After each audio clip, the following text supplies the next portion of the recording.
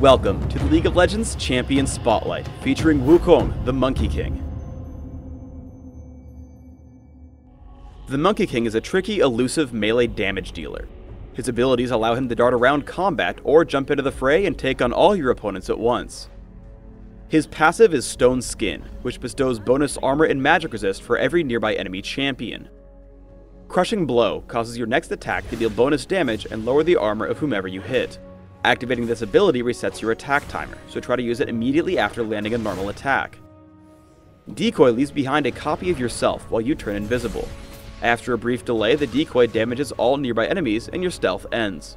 Using Decoy looks almost identical to simply pressing S to stop, which can give you a lot of interesting tricks. Nimbus Strike causes you and 2 clones of yourself to leap toward and damage up to 3 enemies in a target area.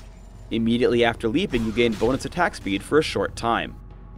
Cyclone is Monkey King's ultimate. Cyclone gives you bonus movement speed and damages nearby enemies for a few seconds.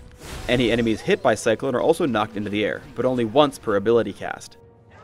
Early game harassment with Nimbus Strike can really set you ahead, especially against slow mages. Throughout the early game, you can really get some free harassment with armor penetration and an early Doran's Blade. At level 2, you can upgrade this harassment. Close the gap with Nimbus Strike and follow up with Crushing Blow. As you can see, I repeatedly force Veigar back to his turret, chewing through health potions. I continue to pressure Veigar throughout the lane, knowing that I can secure the kill with Ghost and Flash. After dropping him to 10% health, I try to head behind his turret to cut off his escape. Seeing him hide underneath it, I make sure to take my time. Once I see him cast Dark Matter, I move around it and only push in when I know I'll land all my abilities. I flash out and take the kill relatively unscathed. Cyclone is a great way to set up for your teammates. I see Pantheon begin Grand Skyfall, so I use Ghost and Cyclone to guarantee a knockup on Veigar. Once I know the kill is secured for Pantheon, I back off to make sure I survive the encounter. In mid, I take on Ezreal. I leap in with Nimbus Strike, and after he tries to evade me, I hit him with Crushing Blow to reduce his armor before taking him down with Cyclone.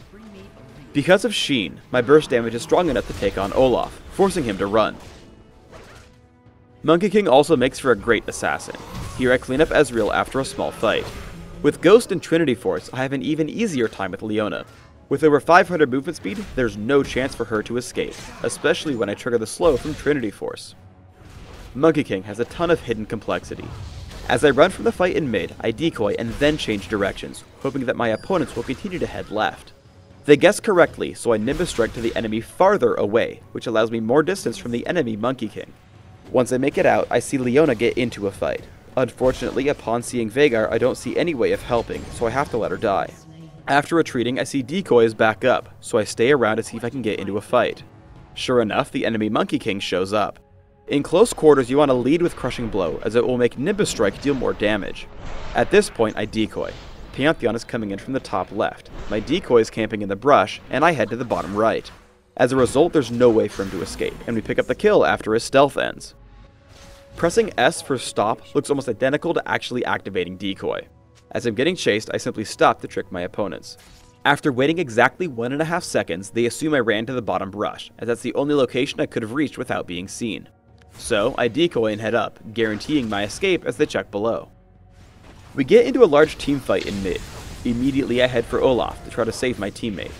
As I chase, I can't quite get into range for Nimbus Strike. However, I know it will target multiple enemies, so I jump to Ezreal and the resulting clones kill Olaf for me.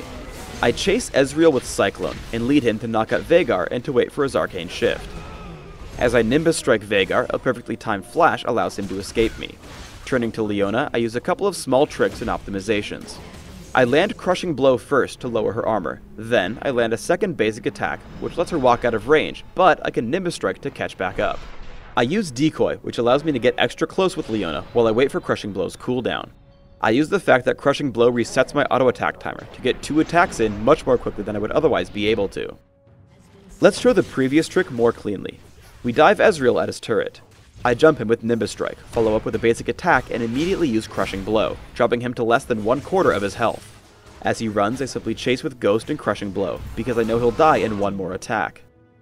Juking enemies with stop is probably my favorite part of Monkey King, so I'll show it to you again. Here I'm chased by the enemy Monkey King. I press stop and he just turns around, giving up on the chase, so I simply walk away. I run away from a teamfight in mid. An unsuccessful stop juke gets me low, and ultimately I have to use Decoy and Flash to escape. Thankfully, only Ezreal follows me. I hit him for over half his health and retreat when his team comes to help. Waiting off in the wings, I notice that Ezreal has been left all alone, so I ghost back in and take him out with Nimbus Strike and a basic attack. Seeing Leona and Olaf come back, I attempt to stop Juke, which causes them to run. I activate Decoy, which lets me get a free attack off on Leona before turning around. As the fight continues, I Nimbus Strike onto Veigar and land just one basic attack before using Decoy. In the confusion, they have no idea if I'm real or not, and unload most of their cooldowns onto my clone. My teammate Leona joins the fight, so I head back in, taking down Olaf before escaping. For runes, I take Armor Penetration Barks, Flat Armor Seals, Flat Magic Resist Glyphs, and Flat Health Regeneration Quintessences. This setup allows me the most power at early levels in lane, where you can really shine. My Masteries are 0-21-9, with Ghost and Flash, allowing me to play extremely aggressively in lane, shrugging off most of the enemy minion damage. I take 2 points in Crushing Blow early, getting a single early point in Decoy and maxing Nimbus Strike first, going back to Crushing Blow after.